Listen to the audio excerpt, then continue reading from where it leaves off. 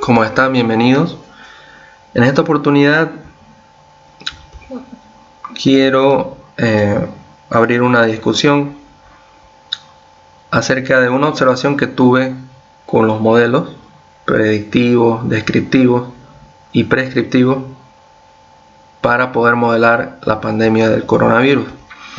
He escuchado de varios expertos que la simulación es la estrategia más apropiada para poder encontrar o predecir de alguna manera los casos que podrían darse de infectados en nuestro país, Bolivia. Entonces, yo les había mostrado en el anterior video a este actual, que con la herramienta Solver, aquí vemos datos, Solver, podíamos optimizar los parámetros del logaritmo de A y el logaritmo de C, de manera que la suma de los cuadrados de los errores sea la menor posible.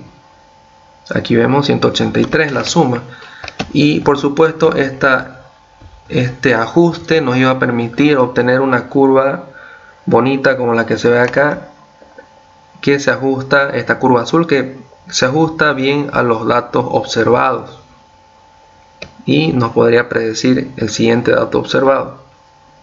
Muy bien, pero yo en este tipo de modelo, para poder ajustar la curva, porque siempre existe lo que en Estados Unidos se llama el slack, siempre la curva se desfasa con el tiempo y hay que seguirla ajustando los parámetros.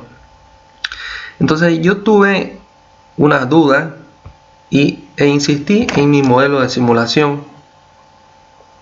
Como les había mostrado, un modelo de simulación Monte Carlo de 300 iteraciones, donde lo que se variaba eran el logaritmo de A y el logaritmo de C en función de su intervalo de confianza, y se obtenían los datos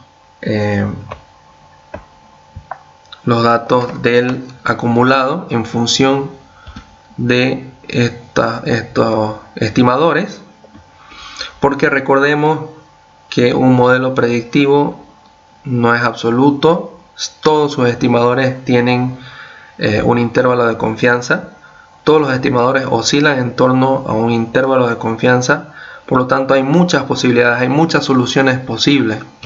Entonces lo que hicimos acá fue calcular el acumulado de casos de contagio en función de esos estimadores que fueron iterados 300 veces en una simulación Monte Carlo. Entonces el promedio o el valor esperado de todos esos resultados resulta estar en torno a los 4.668, 4.000 casos. Y eso sorprende porque, viendo el modelo predictivo, en el modelo predictivo la proyección es de 2.750 aproximadamente. Bien, entonces no contento con ese resultado del valor esperado, hice una tabla, una matriz de todos los valores posibles del logaritmo de A, que los vemos acá en la segunda fila, desde el límite superior hasta el límite inferior, versus todos los valores posibles del logaritmo de C, desde el límite inferior al límite superior, y generé todos los resultados de casos acumulados posibles en el día 36, que sería el 15 de abril, y saqué el promedio de toda esa matriz, o sea el valor esperado, y resulta ser 4.000 y fracción casos.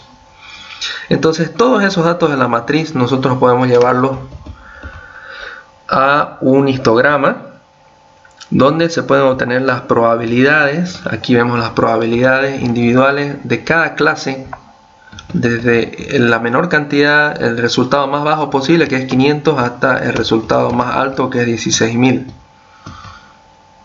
Entonces se obtienen las probabilidades, y como yo no conozco la distribución de estos datos, entonces lo grafico y veo esta distribución con una cola larga hacia la derecha.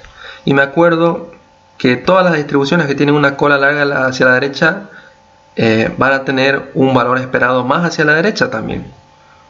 Van a tener un valor esperado más hacia la derecha. Y también me hace acuerdo a las distribuciones triangulares. Por ejemplo, si tenemos un vértice izquierdo con valor 20,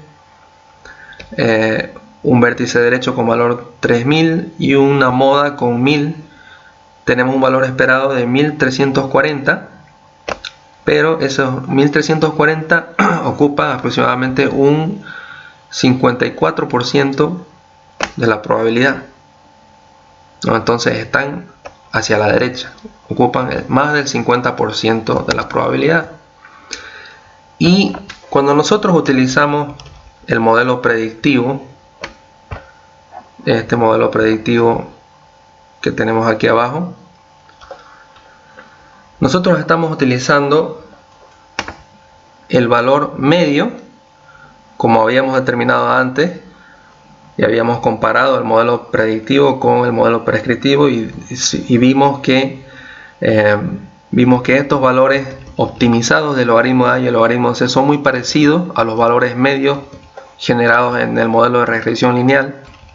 Entonces, al trabajar con estos valores medios del logaritmo de A y logaritmo de C, estos valores medios van a generar el 50% de todos los resultados. Es decir, el valor medio va a generar el 50% de los resultados, va a generar el resultado de la mediana.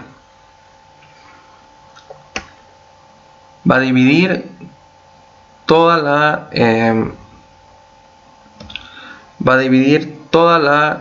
toda la población de datos en un 50 y 50%, porque la otra mitad, imaginémonos los estimadores como una campana de Gauss, una mitad genera el 50% de los datos, que sería una mitad de las combinaciones, y la otra mitad de las combinaciones va a generar el 50% de los datos.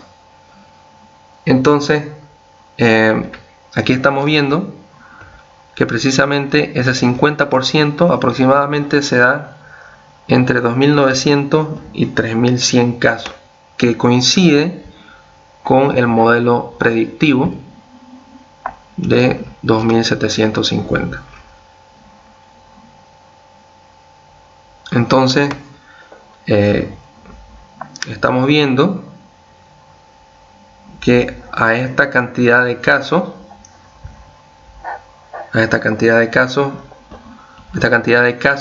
prácticamente divide el universo de resultados posibles en un 50 y 50%. Y eso es lo que estamos viendo acá. Prácticamente sería la mediana de los resultados. ¿Por qué? Porque el 50% de los estimadores están a la izquierda y el 50% de los estimadores están a la derecha de los valores predictivos. Pero ¿qué pasa con el valor esperado? Los 4000 de los que se generaron en la simulación, los 4000 casos pertenecen al 61 hasta el 63%, ¿no? 4300 casos. Entonces, lo que realmente tendríamos que esperar es que se den estos 4000 o 4000 y fracción casos, porque ese es el valor esperado de acuerdo a la distribución que vemos acá, ¿no? Y no simplemente dividir el 50% y tomar la mitad, ¿no? el valor que corresponde a la mediana, sino tomar el valor que corresponde al valor esperado. Entonces eso es lo que me pareció interesante en este análisis y quería compartirlo con ustedes. Gracias.